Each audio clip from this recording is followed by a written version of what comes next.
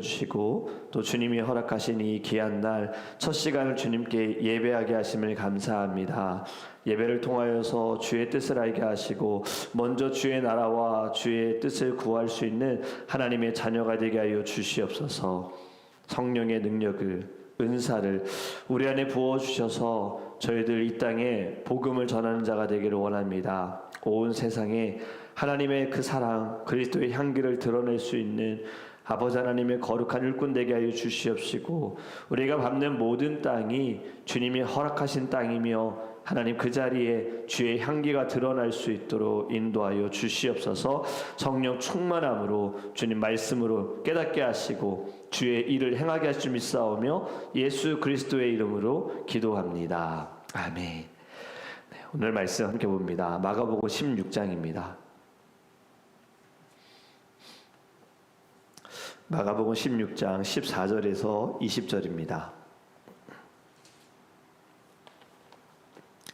제가 성경책인 신약성경 85페이지입니다. 마가복음 16장 14절에서 20절 말씀 우리 함께 읽겠습니다. 그 외에 11제자가 음식 먹을 때에 예수께서 그들에게 나타나사 그들의 믿음 없는 것과 마음이 완악한 것을 꾸짖으시니 이는 자기가 살아난 것을 본 자들의 말을 믿지 아니함일러라. 또 이르시되 너희는 온 천하에 다니며 만민에게 복음을 전파하라. 믿고 세례를 받는 사람은 구원을 얻을 것이요 믿지 않는 사람은 정죄를 받으리라. 믿는 자들에게는 이런 표적이 따르리니 곧 그들이 내 이름으로 귀신을 쫓아내며 새 방언을 말하며 뱀을 집어 올리며 무슨 독을 마실지라도 해를 받지 아니하며 병든 사람에게 손을 얹은즉 나으리라 하시더라. 주 예수께서 말씀을 마치신 후에 하늘로 올려지사 하나님 우편에 앉으시니라. 제자들이 나가 두루 전파할세 주께서 함께 역사하사 그 따르는 표적으로 말씀을 확실히 증언하시니라. 아멘. 네, 오늘로 마가복음의 여정을 마치려고 합니다. 14장과 15장은 우리 예수님의 십자가, 고난, 그리고 죽으심, 부활에 대한 말씀이어서 우리가 지난달에 여러 번 말씀을 나눴기에 오늘은 이제 승천하시기 전에 예수님이 당부하신 교회를 향한 예수님의 명령에 대한 말씀을 같이 나눠보도록 하겠습니다. 우리는 예배도 드리고 말씀도 많이 듣고 또 성경도 어느 정도 알지요. 예수님이 죽으셨다가 살아나신 것도 알고 복음이 진리라는 것도 아는데, 그런데 복음이 없는 것도 아닌데 우리는 복음을 좀 살아가면서 쉽게 말하지 못하는 것 같습니다. 왜 복음을 잘 말하지 못할까? 왜 우리는 전도하지 않을까요? 시간이 없어서? 기회가 없어서? 방법을 몰라서? 아니면은 우리 개인적인 성격 때문에? 여러 가지 이유가 있겠지만 혹시 확신이 없어서는 아닐까라는 생각이 듭니다. 확신이 있으면 사람들은 말을 하더라고요. 우리가 불난집을 보면서 방법을 배워야지, 불 끄는 방법을 배워야지, 사람들을 데리고 나오는 방법을 배워야지라고 생각하는 사람은 아무도 없을 겁니다. 불나는 집 보면서 사람들은 소리치겠죠? 당장 나와라. 지금 불이 난다. 위험하다. 우리가 복음을 알고도 조용하다. 어쩌면 주님은 우리에게 이렇게 물으실 수 있어요. 너 진짜 믿느냐? 너에게 확신이 있느냐? 14절에 예수님이 제자들에게 말씀하십니다. 11제자가 음식을 먹을 때 예수님이 그들에게 나타나사 그들의 믿음 없는 것과 마음이 완악한 것을 꾸짖으시니 이는 자기가 살아난 것을 본 자들의 말을 믿지 아니함일러라. 아멘. 지금 예수님이 제자들에게 나타나셔서 꾸짖으십니다. 믿음이 없음에 대해서. 믿음이 없음에 대해. 왜? 증거가 있었는데. 지금 예수님의 부활하신 것을 본 자들의 말이 있었는데 누가 봤습니까? 막달라 마리아의 증언이 있었고 다른 제자들의 증언이 있었습니다. 그런데 믿지 않는다. 믿음이 없는 것은 정보가 부족한 것이 아닙니다. 지금 말씀하신 것처럼 너희들의 마음이 완악하다. 마음이 닫혀있다. 너희들의 생각, 입장, 주장, 고집 이것이 너무 강하다. 우리 교회는 무조건 믿는 신앙이 아닙니다. 우리는요, 근거가 있고 증거가 있어요. 우리가 역사적 사건을 통해 부활에 대한 증거 3가지가 있잖아요. 빈 무덤, 여러 사람들의 증인들, 500명 이상의 증인들이 있었어요. 부활하신 예수님을 만났죠. 그리고 변화된 제자들, 예수님 잡힐 때는 다 도망갔으나 부활하신 예수님을 만난 제자들, 그 이후로는 복음을 전하다가 한 명 빼고는 다 순교했잖아요. 여러분, 그런데도 우리는 믿어지지 않는다. 지식이 문제가 아닙니다. 정보가 문제가 아닙니다. 의지와 마음이 문제가 된다라는 거예요. 우리가 얼마나 예수 그리스도에 대한 뜨거운 마음을 가지고 있는가, 내가 주의 그 말씀을 얼마나 믿는가. 믿음이 없다라는 것은 증거가 부족한 것도 아니고 오히려 순종하지 않는 것이 믿음이 없다라고 말할 수 있어요. 오늘 예수님은 이렇게 꾸짖으시면서 말씀하십니다. 15절에 너희는 온 천하에 다니며 만민에게 복음을 전파하라. 꾸짖으시니 지금 바로 명령하십니다. 복음을 전하라. 이것이 교회의 존재 이유입니다. 하나님의 피값으로 사신 교회의 이유는, 지금 우리들의 교회가 세워진 이유는 복음을 전하라. 온 세상 위하여 복음을 전하라. 은혜의 방편에 말씀이 있다 그랬죠. 세 가지를 꼭 기억하시면 좋겠습니다. 은혜의 방편, 말씀, 성례, 기도입니다. 우리들에게 주시는 은혜의 방법은 세 가지인데, 말씀을 통하여서 사람들은 구원을 받습니다. 로마서 10장 17절에도 믿음은 들음에서 난다라고 했습니다. 듣지 못한다면 믿음이 생길 수가 없는 거예요. 말씀은 들어야 합니다. 들어야지만 믿음이 생기는 거예요. 우리가 기도만 한다고 믿음이 생길 수 있는가? 은혜의 방편이긴 하지만 여러분, 기도한다고 변화가 이루어지는 것이 아니라 말씀, 우리에게 주신 권위는 말씀입니다. 복음은 개인적인 체험이 아닙니다. 복음은 객관적인 진리도 아니고요. 복음은 숨길 수 있는 것도 아닙니다. 복음은 반드시 드러나야 하고 선포돼야 할 줄 믿습니다. 만약에 여러분들에게 치료제가 있어요. 이 치료제만 누구든 아픈 사람이든 먹으면 낫는다. 그렇다면 여러분은 어떻게 하시겠습니까? 그 치료제 여러분만 가지고 계시겠어요? 나누겠죠. 어떻게든 먹이겠죠. 사람들에게 이거 꼭 드셔보시라고. 그러면 괜찮아질 거라고. 말하지 않는다면 그건 사랑이 아니잖아요. 여러분, 우리들에게는요, 이 복음이 영적인 치료제입니다. 이 복음은요, 우리가 사망의 권세에서 생명으로 벗어날 수 있는, 생명으로 갈 수 있는 바로 통로, 유일한 길이다라는 거예요. 그런데 왜 우리는 이 복음의 치료제를 나만 가지고 있는가? 여러분, 한번 잘 생각했으면 좋겠습니다. 나는 정말 복음을 알고 있고 있는가, 아니면 숨기고 있는가? 믿는 사람은요, 복음의 능력을 믿는 사람은, 복음으로 살아가는 사람은 반드시 말합니다. 그리고 영혼을 사랑하는 사람은, 죽어가는 사람을 살리기 위해서 어떤 방법을 쓰는 사람은 어찌하든 복음을 증거하게 될 줄 믿습니다. 16절에 이렇게 말씀합니다. 믿고 세례를 받는 사람은 구원을 얻을 것이요 믿지 않는 사람은 정죄를 받으리라. 지금 이 16절의 말씀 아주 명확하게 말합니다. 두 길을 이야기합니다. 예수 천당, 불신 지옥입니다. 우리가 옛날에 전도할 때 딱 이 단어만 얘기했어요. 사실 다른 이야기 없었습니다. 전도의 방법 없었습니다.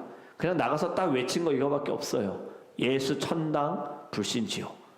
예수를 믿으면 구원받아 천국 가고, 예수를 믿지 않으면 구원받지 못해 심판을 받고 지옥에 가게 된다. 여러분, 구원은 믿음으로 말미암은 것인 줄 믿습니다. 에베소서 2장 8절에도 이렇게 말씀하지요. 에베소서 2장 8절에 너희는 그 은혜에 의하여 믿음으로 말미암아 구원을 받았으니 이것은 너희에게서 난 것이 아니요 하나님의 선물이라. 아멘. 믿음은 하나님께서 우리들에게 주신 선물이다라는 겁니다. 진리는 오직 하나, 유일하신 길 예수 그리스도밖에 없습니다. 세상은요, 모든 길이 다 통한다 그래요. 뭐로 가도 서울만 가면 된다. 어떠한 방법이든 그냥 결론만 좋으면 된다. 이것이 세상의 말이지만 복음은 다르게 말합니다. 유일한 구원의 길은 예수밖에 없다예요. 다른 길은 없나니 오직 예수. 믿음은 선택이 아닙니다. 믿음은 생명입니다. 생명. 복음적인 확신을 우리는 가져야 합니다. 여러분, 숨이 끊어지기 직전, 그 직전에 사람들에게 이렇게 말하는 사람 없을 거예요. 나중에 말할게요. 지금 당장 내가 죽는 순간에 나중에 말할게요 라는 사람 없을 거예요. 왜냐하면 나중이 없는데. 여러분, 우리는요 지금 말해야 됩니다. 복음을 전하는 거, 전도하는 거 지금 해야 돼요. 언젠가 하겠지, 나중에 해야지, 그거 되게 위험한 생각이에요. 왜냐면 나중 모르죠. 우리의 나중이 언제일지 모르잖아요. 그건 내가 될 수도 있고 또 우리가 전하고 싶은 사람도 될 수 있는 거예요. 지금 해야 합니다. 지금. 17절과 18절에 이렇게 말씀합니다. 믿는 자들에게는 이런 표적이 따르리니 곧 그들이 내 이름으로 귀신을 쫓아내며 새 방언을 말하며 뱀을 집어 올리며 무슨 독을 마실지라도 해를 받지 아니하며 병든 사람에게 손을 얹은즉 나으리라 하시더라. 아멘. 저와 여러분에게도 이러한 능력이 하나님께서 부어주실 줄 믿습니다. 믿음을 가지고 우리가 나아가게 되어질 때 표적이 반드시 따르게 될 줄 믿습니다. 귀신을 쫓아내고 방언을 말하고 뱀을 집어들어도 우리가 해를 입지 않게 되어지고, 그리고 병든 사람에게 손을 얹을 때 나음을 입게 될 줄 믿습니다. 여러분, 이건 표적입니다. 그런데 중요한 것은요, 이 표적은요 목적이 돼서는 안 됩니다. 사실 우리는 표적을 너무너무 중요하게 생각합니다. 표적은 복음을 확증하는 도구만 되는 것이지, 이 표적은 구원의 길이 될 수 있는 건 아니에요. 고침 받는다고 다 예수 믿는 거 아닙니다. 기적을 경험한다고 다 예수 믿는 거 아니에요. 사실 우리가 모르는 것은 우리는 모든 삶이 다 기적입니다. 내 열심도 내 노력도 내 선함도 아니라 사실 모든 게 다 기적이에요. 숨을 쉬고 있는 것조차도 기적이고 우리가 이 시간에 예배할 수 있음도 다 기적입니다. 여러분, 그런데도 기적을 경험함에도 불구하고 여전히 옛날처럼 살아가는 사람들이 있다는 거죠. 그렇기 때문에 표적과 기적은 하나의 도구이지 우리를 살릴 수 있는 건 아니에요. 여러분, 표적을 보면 믿음이 더 커질 것이다. 내 삶에 기적이 일어나면은 나는 더욱더 믿음이 자라게 될 것이다. 달라지게 될 것이다. 절대 그럴 수 없습니다. 여러분, 말씀 없이는요 믿음이 자랄 수 없고 신앙의 성숙함이 변화가 일어나지 않습니다. 우리는 말씀 중심의 신앙생활을 해야 할 줄 믿습니다. 표적은요 사도시대에 특별한 역할을 했던 거예요. 히브리서 2장 4절에 이렇게 말씀합니다. 하나님도 표적들과 기사들과 여러 가지 능력과 및 자기의 뜻을 따라 성령이 나누어 주신 것으로서 그들과 함께 증언하셨느니라. 아멘. 여러분, 이 표적은요 지금 특별하게 부어주셔서 복음을 전하기 위한 하나의 도구다. 예수님께서도 기적을 행하신 것은 국률의 마음으로 그들을 건지시기 위해, 살리시기 위해서, 아픔에서, 고난에서, 고통에서 벗어나게 하기 위함도 있지만 항상 예수님은 표적을 행하시기 전에도 그렇고 행한 후에도 그렇고 말씀이었습니다. 늘 하나님의 나라에 대해서, 자신에 대해서, 어떠한 일이 일어날 것인지에 대해서 늘 말씀하셨어요. 저와 여러분은 표적이 아닌 말씀을 따라가시기를 주님으로 축복합니다. 여러분, 교회도요 말씀이 아니라 표적을 따라가는 교회들이 바로 은사주의자들입니다. 굉장히 위험합니다. 그렇기 때문에 표적을 가지고 사람들을 판단합니다.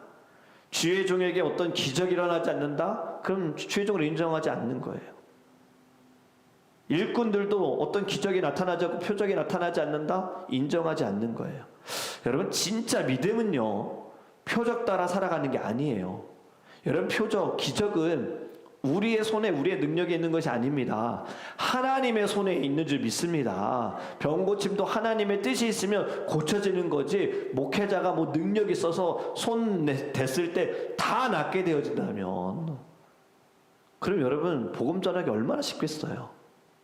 모든 것은 다 하나님의 뜻에 있는 겁니다. 진짜 믿음은 표적 따라가는 자가 아니라 믿음을 뿌리 내리는, 말씀에 뿌리 내리는 자가 진정한 믿음인 줄 믿습니다. 19절과 20절에 마지막으로 이렇게 말씀합니다. 주 예수께서 말씀을 마치신 후에 하늘로 올려지사 하나님 우편에 앉으시니라. 제자들이 나가 두루 전파할세 주께서 함께 역사하사 그 따르는 표적으로 말씀을 확실히 증언하시니라. 아멘. 지금 사도행전 1장의 말씀과도 좀 연결이 되어질 수 있는데요. 예수님께서 말씀을 마치시고 이제 구름 타고 하늘로 올라가셔서 하나님 우편에 앉아 계십니다. 그리고 20절에 행한 것이 뭐냐면 제자들이 나가서 복음을 전한다라는 거죠. 여러분, 우리가 딱 볼 때는 지금 마가복음의 마지막, 끝이다, 예수님의 사역이 끝이다 라고 생각하지만 사실 진짜 시작인 거예요. 왜냐하면 예수님은 지금도 통치하고 계십니다. 지금 이 말씀이 우리에게 주시는 교훈은 혼자 일하지 않는다라는 겁니다. 복음을 전함에 있어서 혼자 우리가 전하는 것도 아니고 교회도 혼자 일하게 내버려 두시지 않는다. 지금 20절 말씀하시는 것처럼 주께서 함께 역사하사. 여러분, 우리는 혼자가 아니라 하나님이 일하십니다. 우리는 전하지만 하나님이 살리십니다.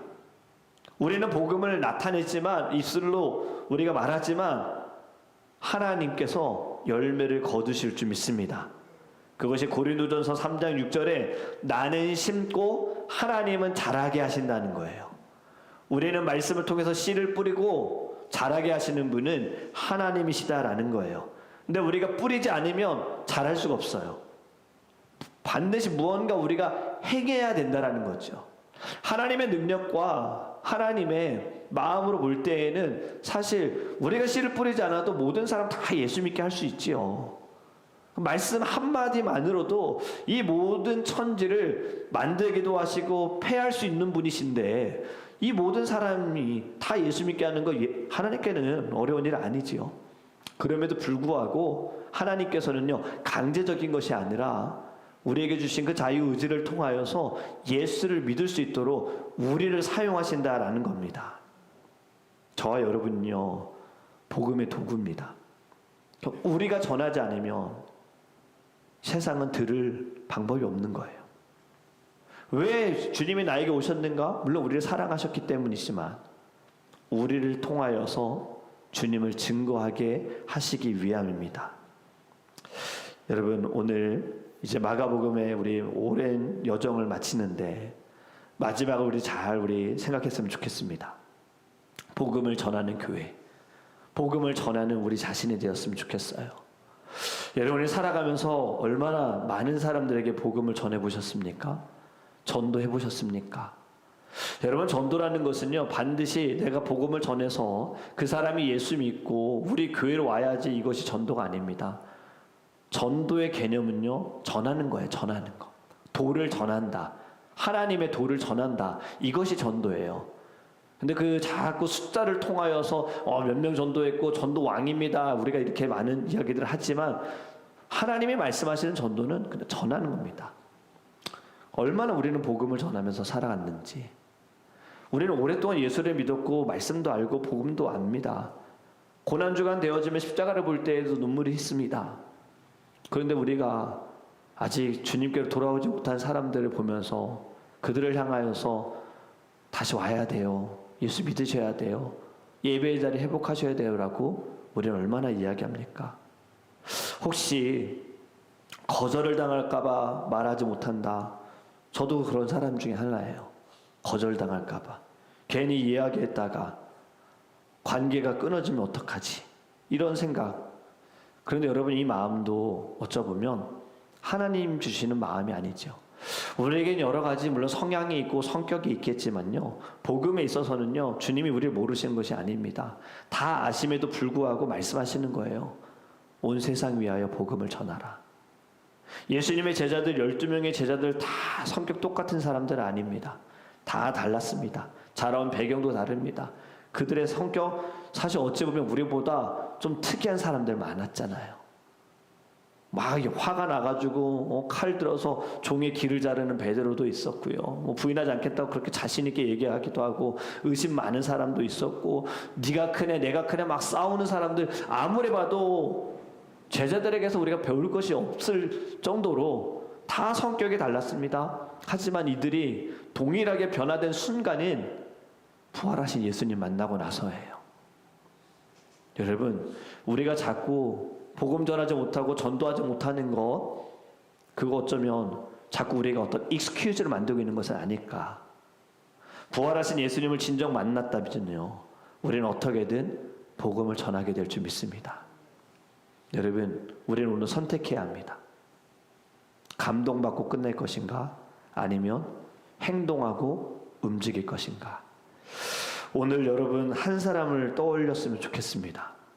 하나님이 여러분에게 붙여주신, 지금 여러분들이 복음을 전하고 싶은, 여러분 곁에 앉아서 함께 예배하고 싶은 그 한 사람, 오늘 이 아침에 꼭 떠올리시면서 그 사람의 이름을 불러가면서 기도하기를 원합니다.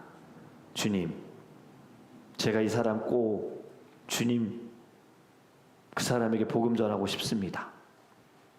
하나님, 제 안에 믿음과 담대함을 주시고 말씀을 전할 때 그 사람의 귀가 열리게 하시고 마음이 열리게 하시고 예수를 믿게 하시고 주님께로 돌아오게 해주세요. 오늘 이것을 두고서 하나님께 부르짖으시기를 주님의 이름으로 축복합니다. 기도하겠습니다. 고마우신 주님, 저희들 마가복음의 여정을 이제 마무리하면서 하늘로 올라가시면서 주님이 우리에게 부탁하신 일, 온 세상을 향하여서 복음을 전하라는 주님의 명령을 다시 저희들이 받습니다. 제자들을 꾸짖으신 주님께서 믿음이 없다, 증언한 사람들의 말을 듣지 않는다, 나는 그 말씀 어쩌면 저희들에게 하시는 말씀이 아닌가. 왜 우리가 살아가면서 자꾸 내가 예배하는 것으로만 만족하고 내가 섬기고 봉사하는 것에만 만족하는가. 사실 주님이 우리에게 정말 원하시는 것, 우리가 마태복음, 마가복음, 또 사도행전의 말씀을 통해서 승천하시기 전에 주님이 우리에게 부탁하신 것은 내 증인이 되어라, 복음을 전해라, 건져라. 주님, 이것인데 하나님, 저희들은 그 명령을 지키지 못했습니다. 오늘 저희들 다시 결단하기 원합니다.